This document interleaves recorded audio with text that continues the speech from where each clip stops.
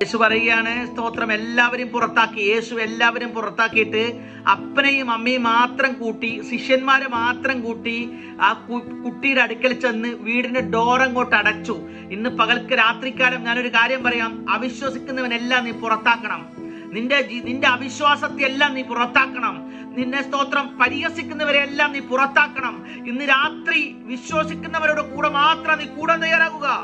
യേശു അടുത്ത് ചെന്ന് ആ പെൺകുട്ടിയെ തൊട്ടേച്ച് പറഞ്ഞു, തലീദ കൂമി. ഒരു അരാമിക്ക് വേടാണ് തലീദ കൂമി എന്ന് പറഞ്ഞു. ഉടനെ പെൺകുട്ടി ചാടി എഴുന്നേറ്റു. അവൾ എഴുന്നേറ്റ് നടന്നു. സ്തോത്രം.